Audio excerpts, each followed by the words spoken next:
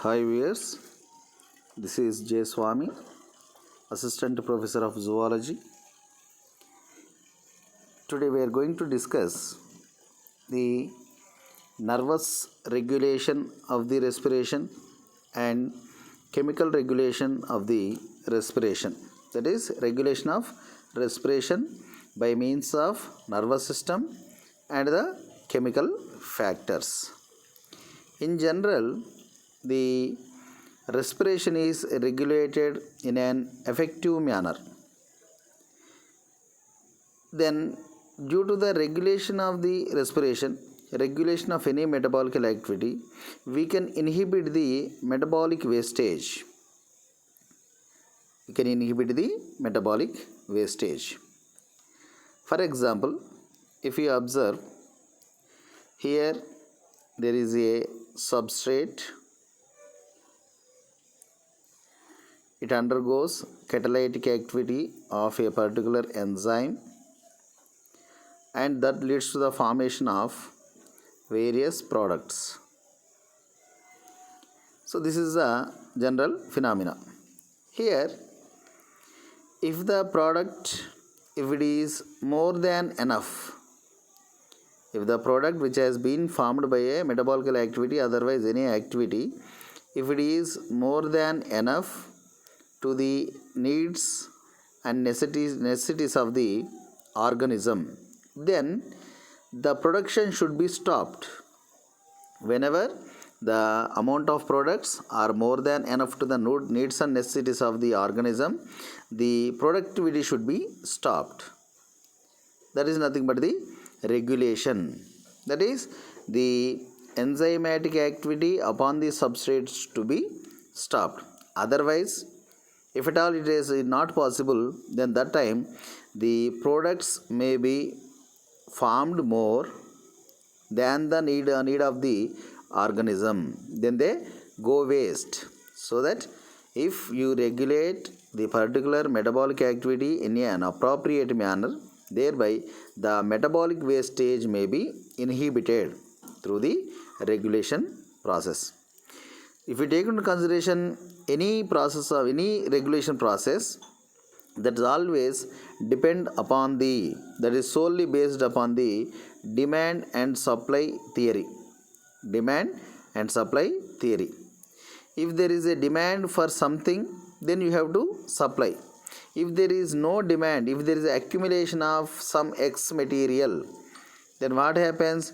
If you supply also, they may not utilize it properly.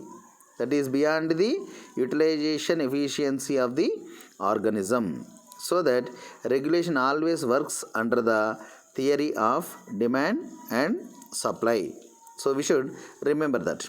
Then the pattern of regulation over the respiration is divided into two parts. So it is a complex figure which shows the regulation of respiration by all the means. Here there is a regulation of respiration through the nervous system and the regulation of respiration through the chemical factors. So that we have divided the entire regulation of respiration into two ways. One is a neural regulation, otherwise a regulation of the respiration through nervous system. One is the neural regulation, another one is the chemical regulation. Neural regulation, there is a involvement of the nervous system. There is involvement of the nervous system.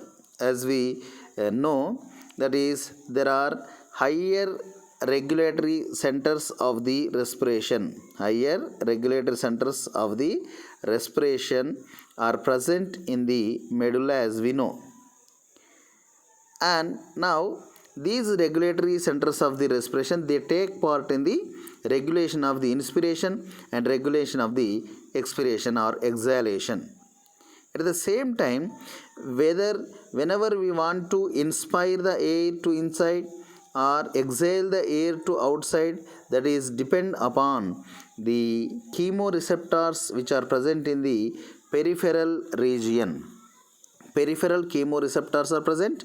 They take care of the whether we have to inspire the air inside based on the need of the organism, otherwise we have to exhale the air outside, that is detected by the peripheral chemoreceptors, that is controlled over by the central chemoreceptors. Okay, let us discuss one by one. What is the neuronal regulation, otherwise neural regulation of nervous system, and what is the chemical regulation, how it happens, how it takes place. Now let us discuss the neural regulation. In the neural regulation we will see, if you observe, this is the brain. So we have forebrain, midbrain and hindbrain. In the hindbrain we have the cerebellum and the medulla oblongata, and here we are seeing the medulla. So here just anterior region to the medulla we have pons varolii. Pons varolii. Here in the pons varolii and medulla as well, there are 4 respiratory centers. 4 respiratory regulatory centers, otherwise respiratory regulatory centers. Out of these 4, 2 are arranged present in pons, and remaining 2 are present in the medulla oblongata. 2 regulatory centers of respiration present in the pons, and remaining 2 are present in the medulla, we should remember. So the respiratory regulatory centers of pons are pneumotaxic center and aneustic center. Pneumotaxic center and the aneustic center. So both of them, they collectively called as the pontine respiratory group, PRG, pontine respiratory group. This pontine respiratory group consists of 2 respiratory centers of regulation, namely pneumotaxic center and aneustic center. If you come to the respiratory centers of the medulla, there are again 2. One is a dorsal respiratory group, dorsal, so we will change the color, dorsal respiratory group, and the ventral respiratory group. They are present in the medulla. So 2 centers in the pons varolii, pneumotaxic center and aneustic center, and remaining 2 centers are present in the medulla oblongata, namely dorsal respiratory group and the ventral respiratory group. So here we will see, this is the pneumotaxic center and this is the aneustic center. There belongs to pons varolii, and here dorsal respiratory group, and here it is the ventral respiratory group. The diagram itself giving a clear idea about the regulation of the respiration. Here, if the positive signal comes from the aneustic center, that is shown in the red arrow, that gives a signal to the dorsal respiratory group of medulla oblongata, that passes the signal to various organs like the diaphragm and as well as the external intercostal muscles. What is the function of the diaphragm and the external intercostal muscles is, as we know, here the diaphragm actually it is in the dome shape. Due to the signal from the dorsal respiratory group, it gets flattened, and thereby there is an enhancement of the thoracic cavity in the antero-posterior direction. And at the same time, the signal also goes to external intercostal muscles, the muscles which are present in between the ribs. External intercostal muscles, they contract, and thereby there is a elevation of the thoracic cavity in the dorsoventral pattern. dorsoventral fashion, and thereby, so in the anterior posterior direction and dorsoventral direction and the lateral direction, there will be enhancement of the entire thoracic cavity. So thereby there will be a development of negative pressure within the lungs that leads to the inspiration, then come to the negative signal, where, see here, there is a pneumotaxic center that gives the signal. Here we will observe the plus mark, and here we will observe the minus mark. This is a positive signal and this is a negative signal. Now here there is a information passed from pneumotaxic center to the again dorsal respiratory group, which will be shown in the green color, right? And thereby the signal also transferred from dorsal respiratory group to ventral respiratory group. So here it will be shown with a small arrow, plus mark and the small red arrow. And now that gives a signal to the internal intercostal muscles and the accessory respiratory muscles. Internal intercostal muscles and the accessory respiratory muscles. Due to the contraction of internal intercostal muscles and the accessory respiratory muscles, there will be a decrease in the entire thoracic cavity, and that leads to the development of pressure within the lungs, and thereby the entire air which is present in the lungs, that will be exhaled out or expelled out. So here there are regulatory respiratory centers, otherwise regulatory centers of the respiration are present on pons varoli and the medulla oblongata. They take care of the rhythmic inspiration and the expiration. This is about the neural regulation of the respiration. And come to the this is the matter related to the neural regulation of the respiration. So what are the respiratory centers and what is the pontine respiratory group, okay, and how many centers in the medulla and what are they, and how many centers in the pons and what they do. Then come to the next one. Here in the chemical regulation, what is the chemical regulation is, in general, there are the two kinds of chemoreceptors which receives the information. What is the chemoreception? That is, they receive the information regarding the chemical. What are the chemicals involving in the respiration? In general, they are O2, CO2 and related pH of the blood.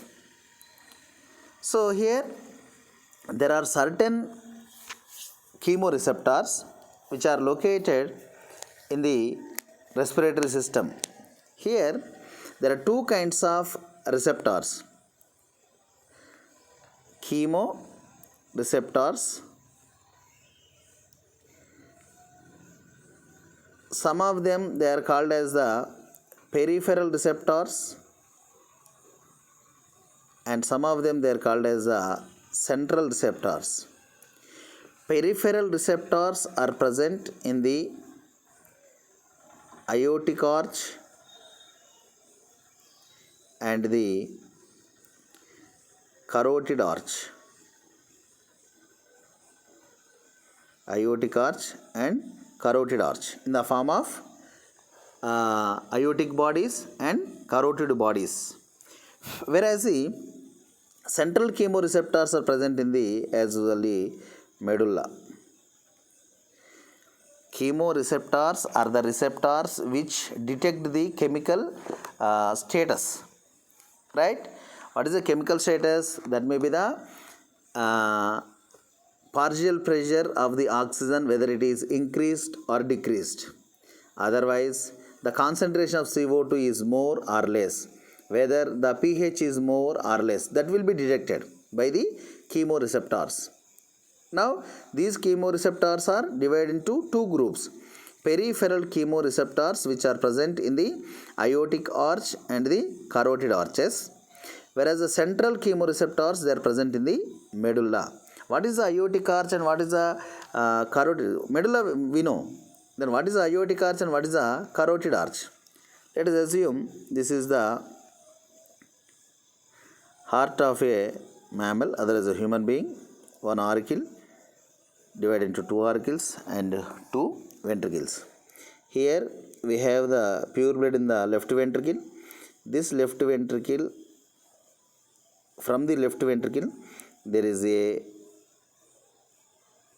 large blood vessel that emerges out. That is nothing but the left systemic aorta. Okay, aortic arch, left systemic aortic arch. And from the systemic aorta we get a common carotid arch. Afterwards it will get divided into left and right carotid arches, and again subdivided into external carotid arch and the internal carotid arch. Now when we see the aorta, systemic aorta, here and there we will see small granular forms which are known as the aortic bodies. Aortic bodies are the chemoreceptors which are present in the systemic aorta, left systemic aorta, and some of the chemoreceptors, they are present in the carotid arch or carotid artery. So these are the peripheral chemoreceptors. They are present in the aortic arch and carotid artery. So the central chemoreceptors, they are present in the medulla. Let us see what they will do. Here this is the brain, where we observe the medulla oblongata here, the last portion of the brain, medulla oblongata. Now here if you zoom the diagram,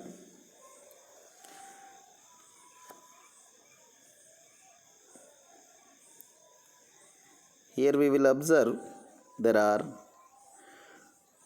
carotid body in the carotid artery. Okay, and here in the aortic bodies in the aortic arch, otherwise left systemic aorta. So what is this aortic body and as well as the carotid body? They are the chemoreceptors which detect the concentration of O2 and the concentration of CO2. And the central chemoreceptors, they detect the pH. So here they detect the aortic body and carotid bodies are the chemoreceptors which are present in the aortic arch and carotid arteries respectively. They detect the concentration of O2 and concentration of CO2. Right? Now here you will see this is the heart and left systemic aorta. Okay, and this is a common carotid arch. So the external carotid artery goes to mouth parts, and the internal carotid arch goes to brain. They supply the blood.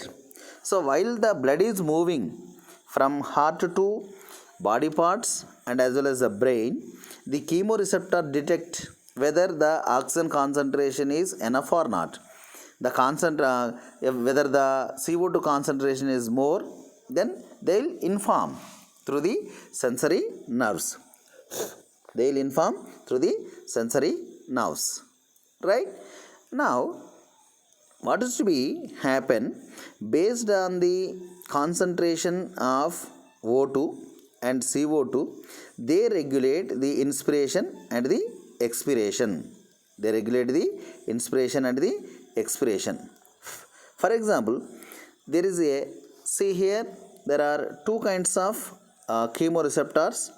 These are the peripheral chemoreceptors and these are the central chemoreceptors.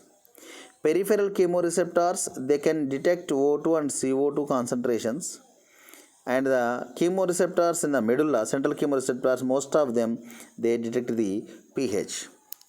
Okay, almost all pH, some of the times it may be the CO2. Now, the less amount of, otherwise if there is a decrease in the O2 concentration, if there is a decrease in the O2 concentration, that is detected by the peripheral chemoreceptors which are present in the carotid arches in the form of carotid body and aortic arches in the form of aortic body. They give the information to the medulla, higher regulator centers of the respiration.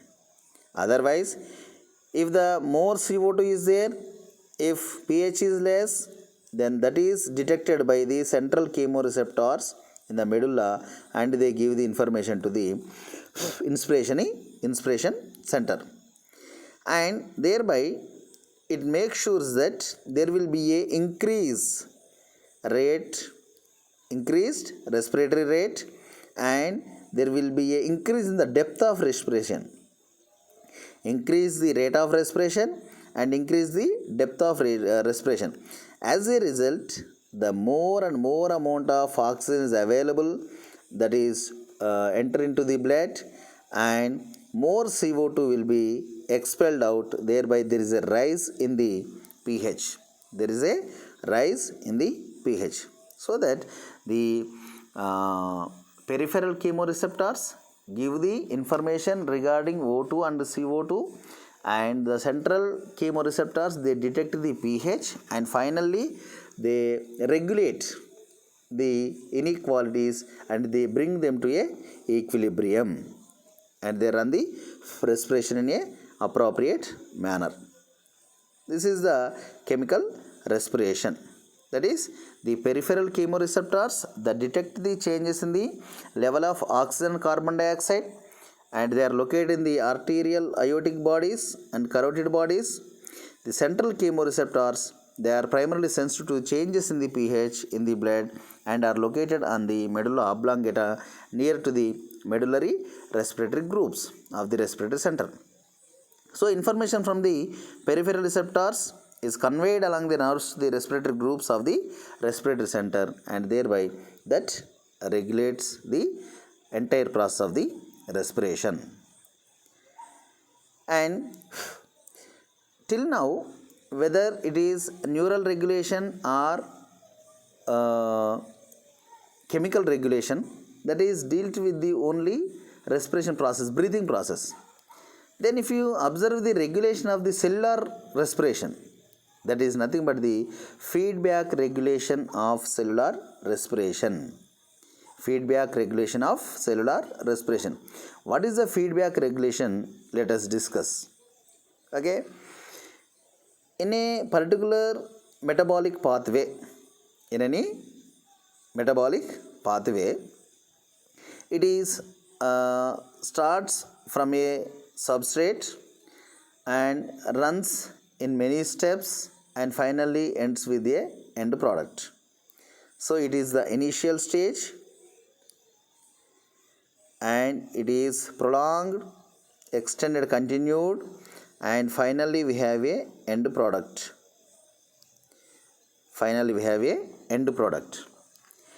End product of any pathway,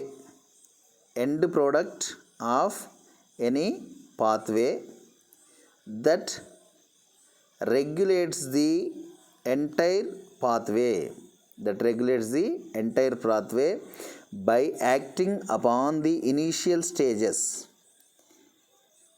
End product of any pathway that act upon the initial reactions of the pathway, thereby they regulate the entire pathway, entire metabolic activity. That is nothing but the feedback regulation. Feedback regulation is a common phenomena in many metabolic activities. The end product of any pathway that gives the signal to stop the pathway. Otherwise, that regulates the pathway. So if it stops the pathway, that is the negative.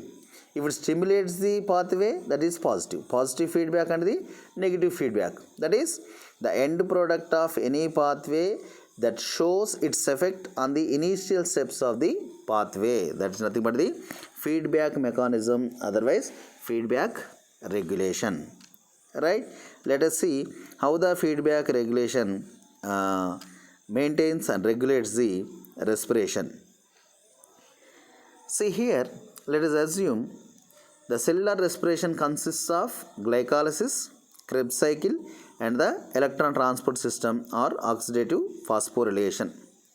So up to this step, this is the glycolysis. Up to this step, this is the glycolysis, and remaining thing, that is the Krebs cycle.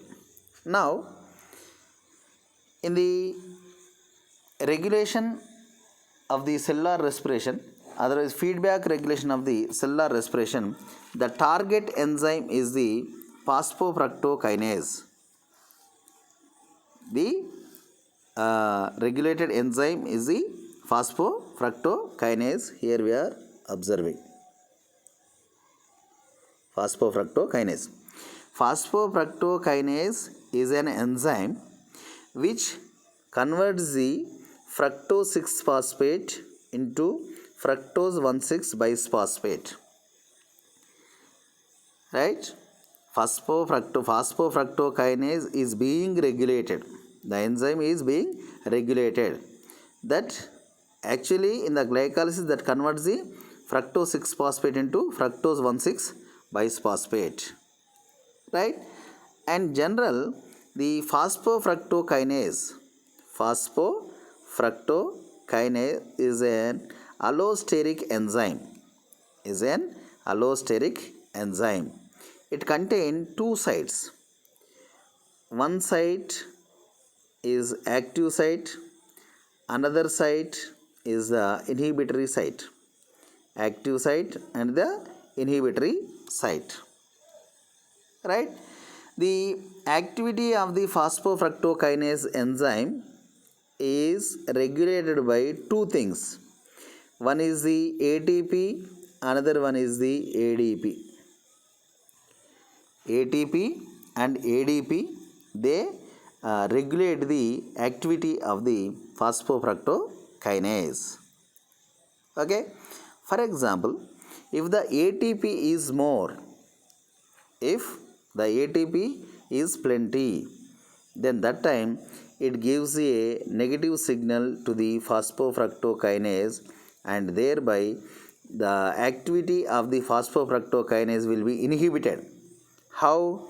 The ATP comes in contact with the inhibitory site, and thereby the phosphofructokinase activity will be inhibited. The fructose 6-phosphate may not be modified into fructose 1,6-bisphosphate. That is, the more ATP which is present in the cell, that gives a negative signal, that gives a feedback signal. Here there is a plenty of ATP, and thereby the initial steps of the glycolysis should be stopped.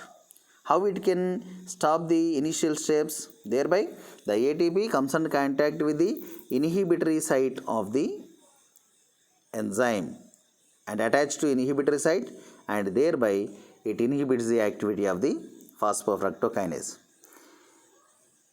Otherwise, in the next step, if the ADP is more, otherwise AMP is more, right, then that time they come in contact with the active site of the enzyme, catalytic site of the enzyme, thereby the phosphofructokinase activity get induced, and thereby this ADP get converted into ATP. So whenever the end product like the ATP, if it want to stop the activity of the phosphofructokinase, it has to attach with the inhibitory site. If any ADP, if it want to start the restart the program, then it has to interact with the active site of the enzyme. That is, whenever the ATP is more, then that time there will be a inhibition. If ATP is less and ADP is more, then that time again it is reactivated. Right? This is one kind of feedback regulation. Not only the ATP, but also the other products like the citric acid. Other products like the citric acid also, they show the feedback regulation over the phosphofructokinase enzyme. Simply, so up to this step, this box, it is a glycolysis, remaining thing is a Krebs cycle. Now at the end of the glycolysis, we have two pyruvate molecules. There is a degradation of glucose into two pyruvate molecules. These pyruvate molecules, they enter into the Krebs cycle, that is the matrix of the mitochondria, in the form of acetyl coenzyme A. As we know, the pyruvate undergoes a decarboxylation and forms into acetyl coenzyme A, that is a 2-carbon component, and this 2-carbon component, on the addition of oxaloacetic acid, that converted into citric acid, 6-carbon compound. Oxaloacetic acid is a 4-carbon compound, so that it forms the citric acid. If there is a accumulation of citric acid in the matrix of the mitochondria, the accumulation, otherwise plenty amount, more amount of the citric acid, that gives a negative signal to the same enzyme again, because it is a target enzyme for the feedback regulation, so that the phosphofructokinase, again it has to be inactivated temporarily. That is, more ATP regulates the activity of the phosphofructokinase, and more amount of the citric acid also, it gives a negative signal or inhibits the phosphofructokinase activity. At the same time, if there is a more ADP, adenosine diphosphate, or more AMP, then they activate the enzyme for the further metabolic steps. Okay, let us see what are the factors which are stimulating and what are the factors which are inhibiting the activity of the phosphofructokinase. See here, the mode of regulation is feedback inhibition. Mode of regulation is feedback inhibition. What are the enzymes to be used? Otherwise, the target enzyme, it is the phosphofructokinase, and the activity of the phosphofructokinase get inhibited by high levels of ATP and high levels of citrate or citric acid, and the activity of the phosphofructokinase get activated by high levels of ADP, that has to be turned into ATP, and high levels of AMP. If at all there is a more amount of glucose, that should be get degraded into stored into the form of glycogen through the process of the glucogenesis. So that is, whenever the metabolism of the tissue, if it is enhanced or decreased based upon the needs and necessities of the organism, the metabolic activities also get regulated. For example, if a muscle is continuously actively working, and thereby the activity of the enzyme should be enhanced 100 times, hundreds of times, it should be the activity of the enzyme should be enhanced, and the energy will be provided to the muscle through the substrate level phosphorylation. That is, if the muscle undergoing vigorous exercise, drastic exercise, then the energy which is required, the total energy which is required by the muscle, that will be given by the glycolysis only. So like that, here we will regulate the cellular respiration at the level of the phosphofructokinase activity.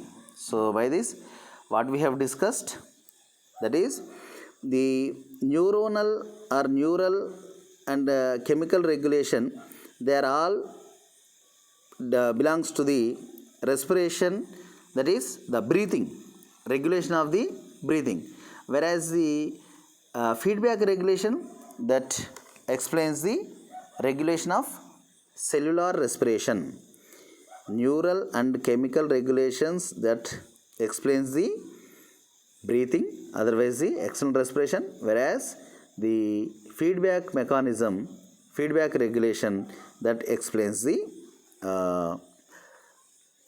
general cellular respiration, like that of glycolysis, Krebs cycle, and the electron transport system. Thank you, one and all.